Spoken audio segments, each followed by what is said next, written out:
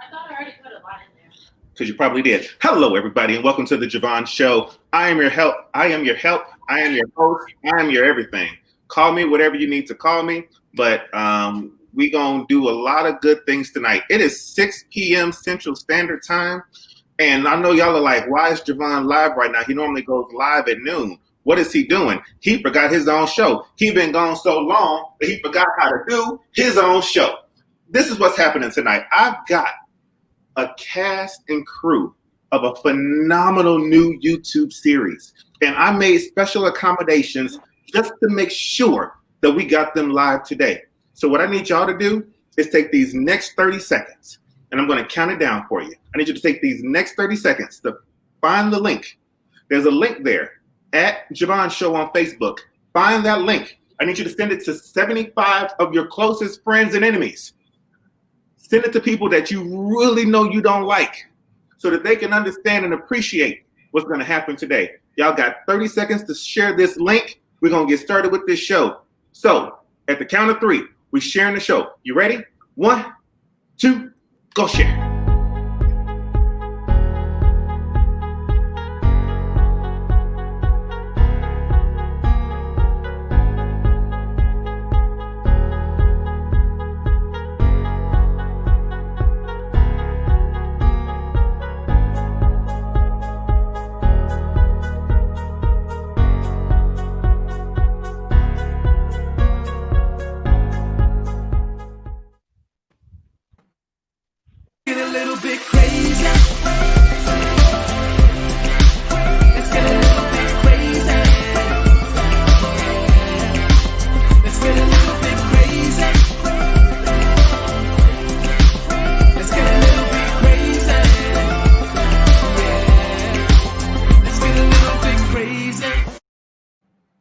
Hello, everybody, and welcome to the Je Vaughn Show. I am your host, Ahula Hashara Hurara. And on today's show, we've got the cast of a brand new YouTube series. This is a great show today. We're on at 6 p.m. Central Standard Time because we made special accommodations just to bring this cast and crew on today. So it is imperative that you go on ahead and bring people to the show. Where are you sending them? To facebook.com/JeVaughn Show. You know, the way that everybody spells JeVaughn. JeVaughn. And the way everybody spells show. SHRAWCL. So we are prepared to go ahead and bring them in. If you want to know what this show is about, what Blackboard Jungle is about, here is a real quick trailer to look at it, to meditate on it, and then we're going to be right back, right after this. I keep holding you down. Miss Perel, why don't you like me? You don't act stupid. You slept with a child in my house. I just told her the truth. The truth? I didn't know that liking you was a part of my job description.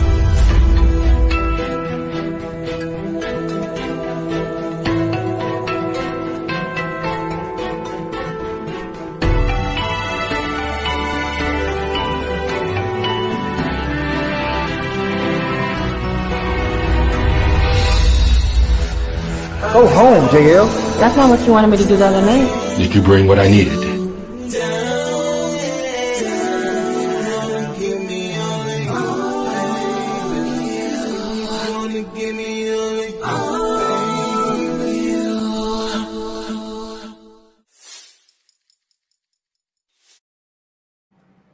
You doggone right, September the 7th, Blackboard Jungle on your YouTube. And we've got cast and crew from the show right here on the Je Vaughn Show. Ladies and gentlemen, Darren Jones, Cat D, and the Ti Nicole Danridge. How's everybody doing tonight? I am well. How are you? We are doing Good. fantastic.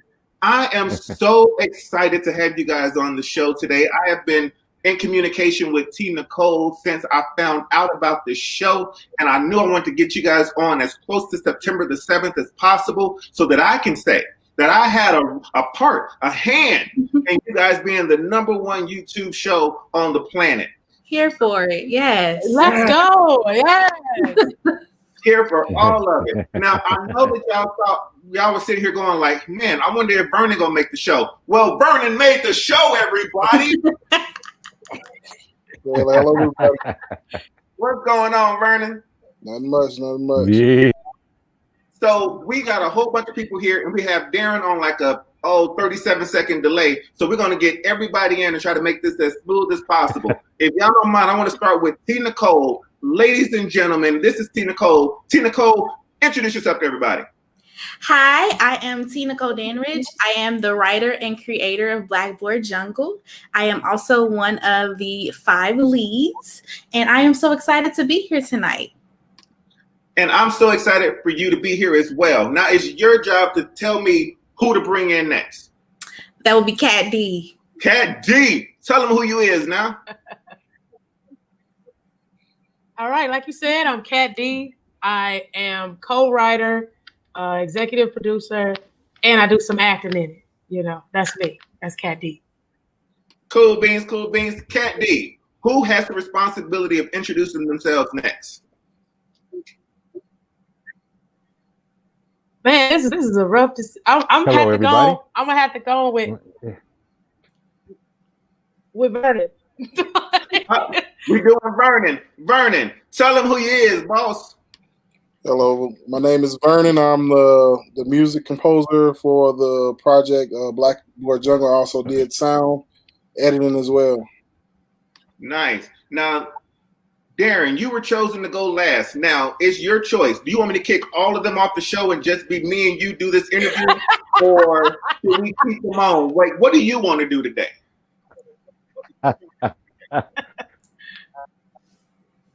I just be part of what's going on. This is amazing. I just want to be part of being there anywhere you can. Hello, everybody. My name is Darren Jones. Uh-huh. I've been doing it. Can you hear me? Yes, sir. Repeat, please. Oh, go ahead and tell us about yourself.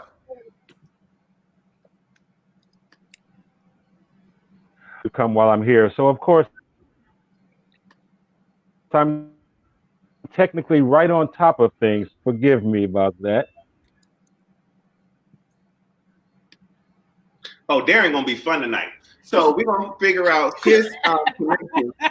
Anyway, how to bring him in. So what's gonna happen is we're going to let Darren reconnect himself and come back in, and hopefully his internet will get better. But I do have somebody in place of Darren who's more than capable of upholding things. I bring you Dow, the director. What's going on, Dow? It's Stu, but what's up, everybody? Who are you and what do you do? I'm Mamadou Sewa Bah. I'm the director. I directed 5 of 7 episodes, if I'm remembering correctly. DP'd when I wasn't directing, and I also took on some executive producer roles.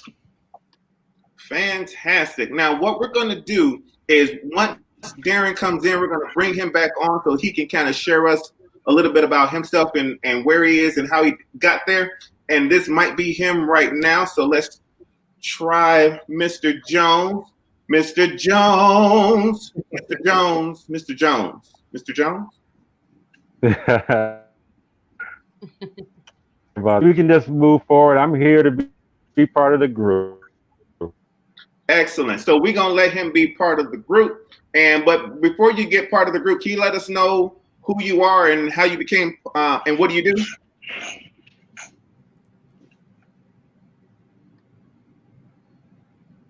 We having problems. I can tell you about Darren and his. Somebody tell me about Darren. Of course, my name is Jones. Yeah, I think he's just delayed.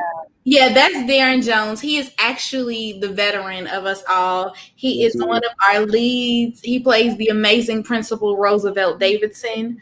He is the captain of the Queensland High ship. Nice.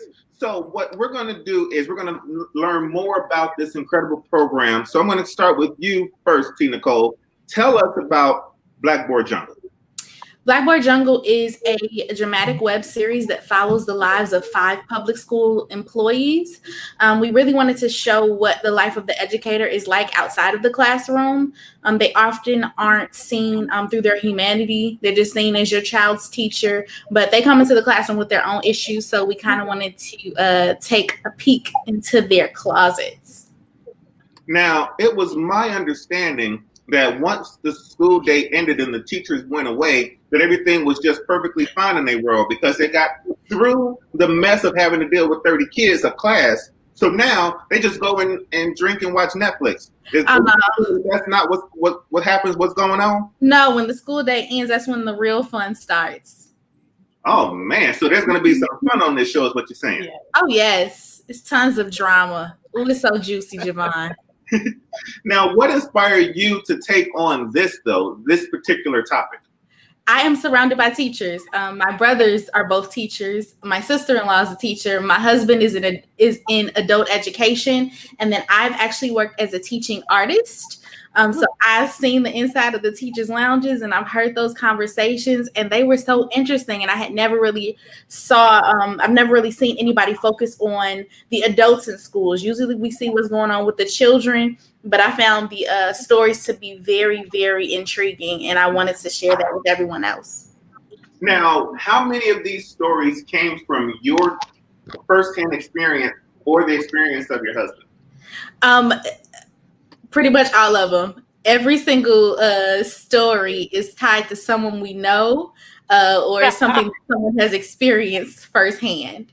Now, it may not be as dramatic. Of course, we added some dramatic flair for film and television, but the basis of the story, it's some truth to all of them. Hey, Kat, tell me about your character and why you are able to embrace the character that you have in the story. So my character is actually Darren Jones. I'm his wife's caregiver.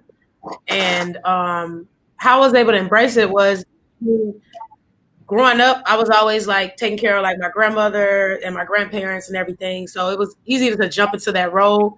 And Gina also played a character, Gina. And Gina also provides like some fun into Mr. Davidson's life because he's pretty stressed. So I try to make light situations at time during the show for light situations because there's always some dramatic things happening. So Gina kind of like try to lighten the mood. Nice. And I'm gonna I want to dive more into that in a little bit, but I do want to go to the name whose name that I'm not even gonna attempt to be able to pronounce. I'm just gonna call him Bah. Hey Bah. What's up, man? So when you went about directing these episodes, what were you trying to convey from your actors onto the screen? I mean, well, first, it's a little different with TV. Like with film, the director takes the script and makes it his vision or her vision. With TV, the example I always gave the team was like with Shonda Rhimes. She gets the credit for Grey's Anatomy, for Scandal, for How to Get Away with Murder. And then directors come in each week and do a different episode. So for me, the first thing was to get in touch with T and Kat and make sure I understand their vision. Because as a TV director, it's a little different. It's more so about making sure, not just that I get this episode onto screen correctly, but that it doesn't clash with what the other episodes are saying about that same character.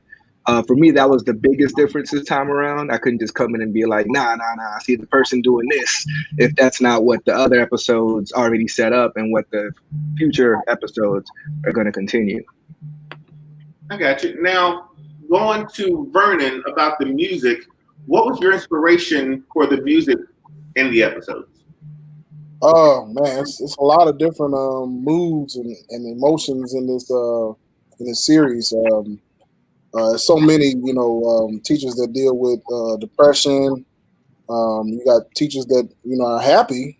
Of course, we have some of that in the project, but I had to play to different emotions. It's kind of hard to kind of come off and tell you one little thing because it was so many different ways that I had to kind of scope what was going on. What would you say was one of the highlights musically of the show that you were able to contribute? Ooh. Well, I mean, I think it's probably the last episode to kind of like try to bring everybody together. They were all in a good place in their lives. Usually, I noticed from the research that teachers at a certain time of the year, they're in a comfortable place, and at that last episode, I believe that last episode I was able to kind of put all their emotions together and kind of portray what was going on, and I can't say too much about it. So I'm trying my hardest not to say. You don't understand that Ti Nicole looking down at you like, dude. Right. Because she knows that I would do it. So that's why I'm like, okay, let me not say. I'm like, don't say it. Don't say it. So what you're saying is that they all survived at the end and go out for chicken at Harold's. I'm saying that, my job is to try to bring everybody's character together musically. That's what I'm going to say. That's a good place to be. Now, what we're going to do is we're going to bring in Darren again. Now, again, understand that he's on a 30-second delay. I'm going to ask him a question, and then we're going to all pause for 30 seconds so that he can actually get the answer out. Mr. Jones, who are you, and what do you do?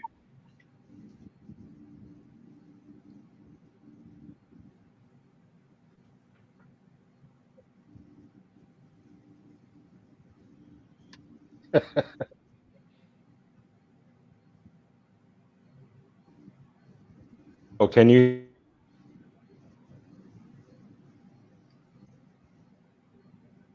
Darren Jones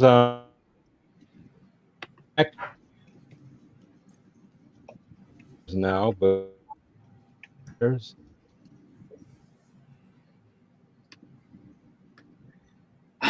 we weren't okay. So sorry about that. It looks like Mr. Jones's Wi-Fi just isn't going to cooperate with us tonight, and I really do want to hear his story. So what we have to do is bring him on. See, this is what he did. He wanted his own interview, and we're going to let him get his own interview once the premiere comes out. So this is what I want to do. I want to know. Let me see if I can pronounce the first name. Mamadou. Yes, sir. Mamadou. You got it right first. Boy, Mamadou. Is there any chance that you directed the episode that involved the conversation about Black history? Can I answer that too? Is that the one? Yes, that is. Yeah, I believe I not the did. HBCU, but the Black. Oh yeah, because the only one I didn't Yeah, do was Pilot, and the one Bryce did. So yes. Cool. So what I want to do is we're going to take a real quick break for this Black Lives Matter moment. We're going to come back with that clip, and we're going to talk about it right here on the Je Vaughn Show.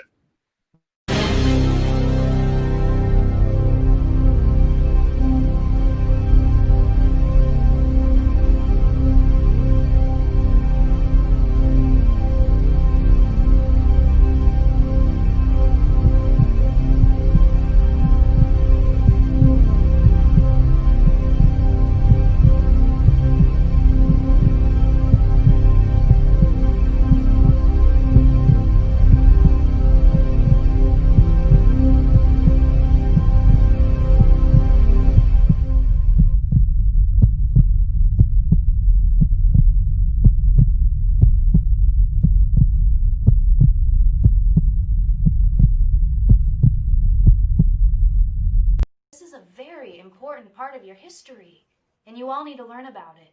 Okay, first off, I already know about my history, and this is the only part y'all want to teach us about. You don't teach us about Shaka Zulu or the civilizations in Africa or that we were kings and queens. All you want us to know is about slavery and civil rights. And I'm not here for it. Girl, neither am I. Okay. We ain't having it, colonizer. You ain't even got no book. I ain't here for it either. So, I love that. Now, Mama, tell me about what you tried to capture in that scene. Well, I mean, it's like not even just the scene, but with Connie in general.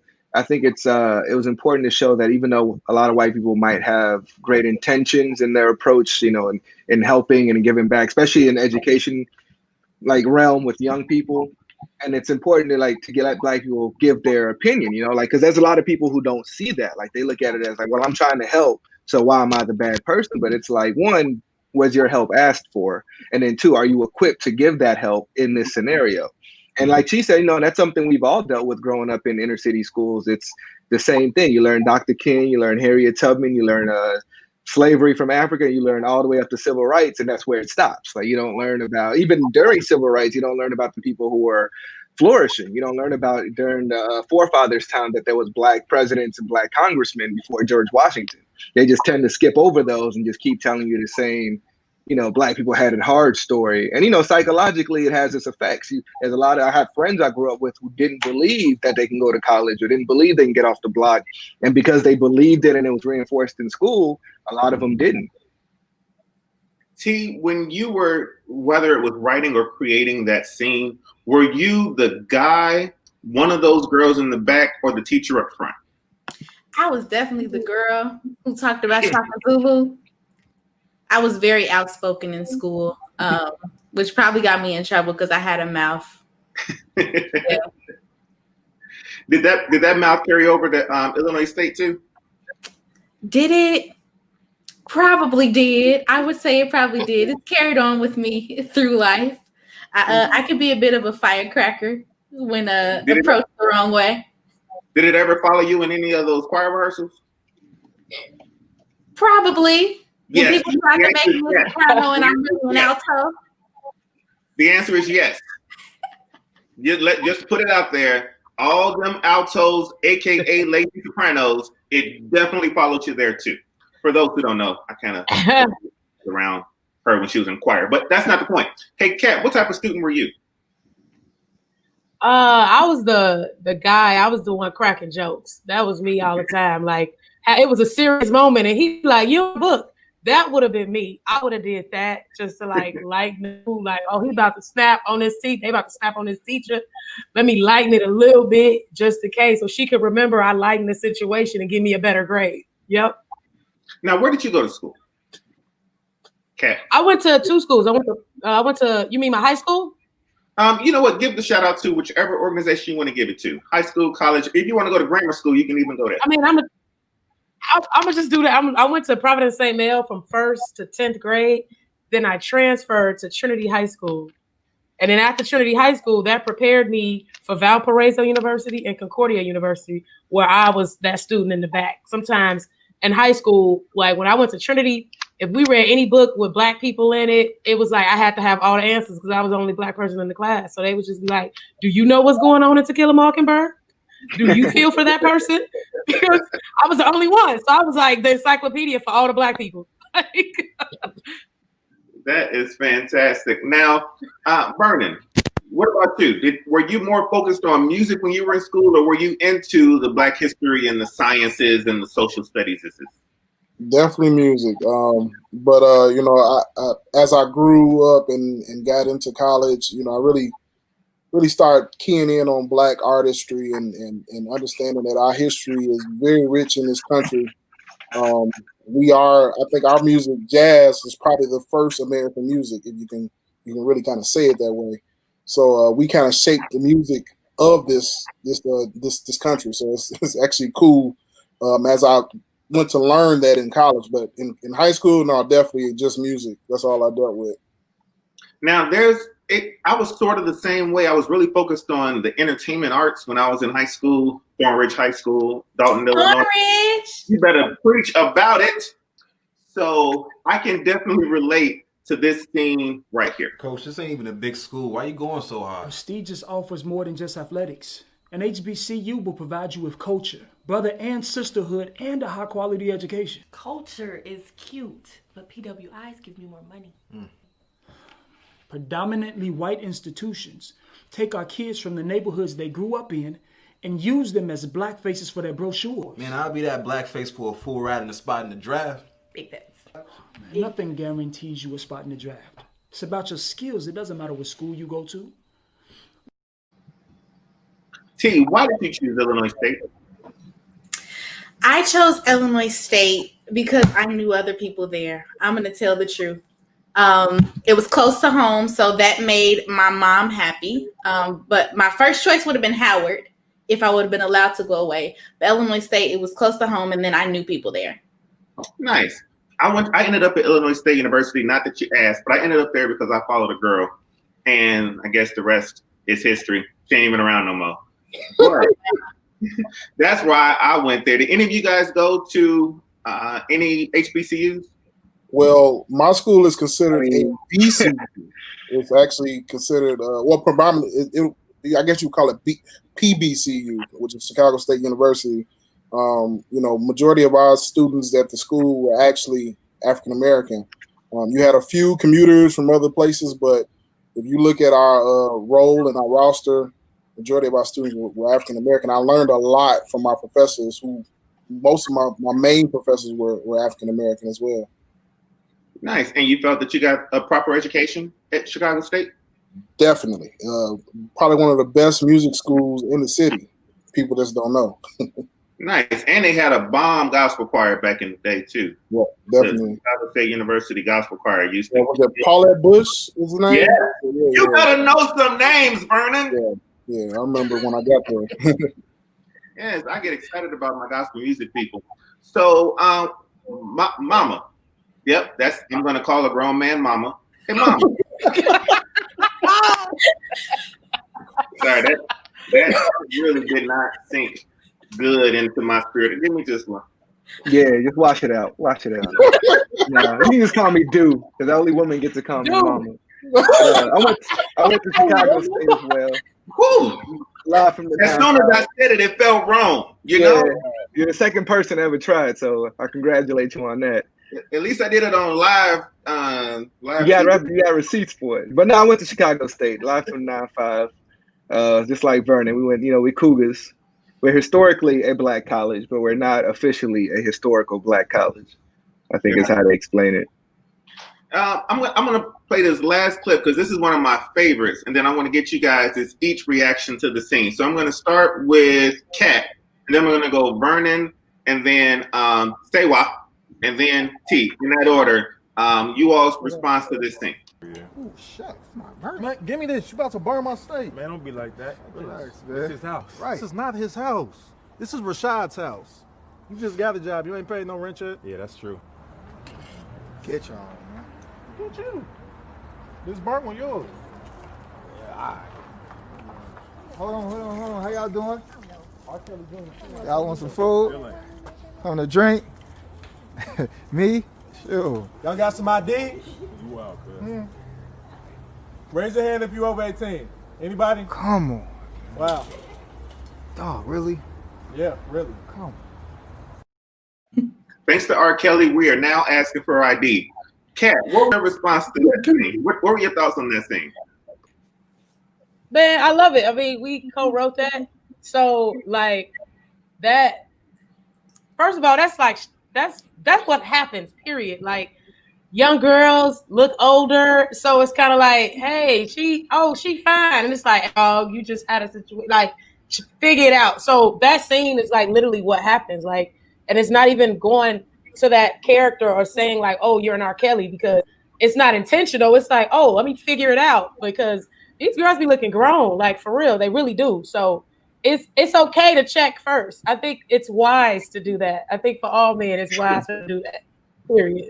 Like, so I wanted to get the one female perspective. Vernon, tell me about that scene. What were your thoughts when you first saw it? Well, I mean, it was his brothers trying to make sure that he don't fall into the same trap that he did before. So the R. Kelly thing, I mean, it's a little sensitive right now with him being locked up. I'm not gonna say too much about it, but that's the person in Chicago when I was in high school that everybody talked about when they talked about getting caught up with a trap like that. So his buddies was trying to keep him out of trouble, and he's been in trouble all his life probably, and he's really in trouble now. So. So I was hoping that Vernon would give away some stuff that he wasn't supposed to. So I do have kind of that happened. That's why I went to him first before I went to Nicole. So T, really dive into the stuff that Vernon was trying to give away that he did. Okay. So I could talk about this because it's up. So we have a pilot episode that's up in the inciting incident for the season is that Santino's character haphazardly slept with an underage girl. He did not know she was underage, but she was underage nevertheless. So this is something that he's been falling into because Santino leads with his third leg. And this is a trap that he continues to fall into because he's not necessarily a pedophile, but he can be a toxic individual when it comes to pursuing women, and it's come back to bite him in the butt. Man, that scene when you first sent me the clip and I looked at it, I'm like, man, there's so many people that will relate to this scene to where it's like were you with your homeboy, you're like, dude, no, dude, look at the teeth. Look at the teeth, bro. You gotta look at the teeth. Check the ID, because her teeth ain't right. Baby teeth. So, Sewa Bah, what was your perspective on that scene? I mean, for me, like I was a little biased because that was one of my favorites. That was one of my favorite scenes to direct because it just felt like me and my guys. We just, even if something tragic happens, we kind of poke fun at each other, kind of lighten the mood. But like you said, also protecting each other. And you did say she's underage. I thought she was of legal age in Illinois. The biggest conflict was that she was a student, right, T? Yeah, so she is of legal age. We find out she is 18, but in Illinois, there's a technicality that even if they are 18, if you're an authority figure in a high school, it is still not legal for you to sleep with them. Yeah, just wanted to clarify. Yeah. I mean, that one just felt very like anytime I directed, shout out Gio, Corbin, and Corey DeMond, they just had like this natural chemistry, and it was just easy to just let them play off each other, let them improv, and it felt really natural. It just felt like it felt very real. Like that's literally as guys how we talk to each other. Even if it's something tragic, you kind of just make you poke fun of it just to let them know you messed up, but it's you're still my boy. Mm-hmm. I absolutely cannot wait to see all of these episodes. Now, are you releasing them one at a time, or are you just one big Netflix boom? No, we will be releasing them weekly. That's not fair, T. But it's the way we wrote it. Like when you start watching one, it's the way we wrote it. You have to take it one at a time. We couldn't give you all at once because I think people wouldn't be able to stand it. If we gave you all of this season drama at one time, it'd be too much for you. Wow. Well, I am looking forward. I'm definitely looking forward to it. And I want to go one by one to get everybody's social media so that you guys can get followed. So I'm going to start at the bottom and work my way around. So Vernon, where can people find you? V Pierre Music on Instagram. Cool. And Mr. Bah?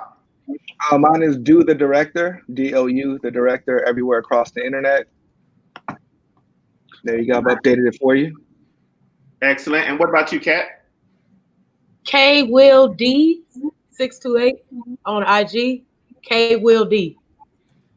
Excellent. And then for you, Miss Ti Nicole. I am Ti Nicole on Instagram. And then you can also follow the show because we have a page at Blackboard Jungle across the board. Excellent. And then on September the 7th, what time, what address, how do we get to see it? At 5 p.m. on September the 7th, you want to be subscribed to our YouTube channel because we will be doing a live premiere. So we'll be premiering the episode at 5 p.m. Central Standard Time, September the 7th on our YouTube channel. Fantastic. Well, thank you so much for helping me get this information and for sharing it. Thank you so much for sharing the Concrete Jungle. Oh. Hello. Thank you so much for tuning in and supporting Blackboard Jungle. I think the host had to run. Right. Yeah. We're still live. I'm sure he'll be back soon. We still live? Yeah, he'll be back soon. We can wait for him. Yeah. Come on, y'all. It's the moment. Y'all better do something. We really thank Jamon for this opportunity for having us on. Yes. I've known him for years, so I was so honored when he asked us to come on and speak with him on his show. Again, if you want to follow any of our pages, you want to follow Blackboard, that is one word, Jungle. We can be found on Facebook, Instagram, and YouTube. The series will be premiering on YouTube. That is where you will find it. And just subscribe. Blackboard Jungle to YouTube, Blackboard Jungle subscribe. Just that's all. You can also catch up before we air the rest of the season. If you want to go ahead and watch the pilot episode, so you'll be all caught up and can jump right in with us on September 7th. Are we pushing recaps yet with the juice, or are we keeping that private for now? Oh, we'll have Well, another. they know now. They know now. I ain't say much. Also on Tuesday nights following the shows, we will be doing a weekly recap show called Jungle Juice. We'll have more information about that soon. Alrighty, so we'll give JeVaughn like one more minute to come back in here and wrap this up. And if not,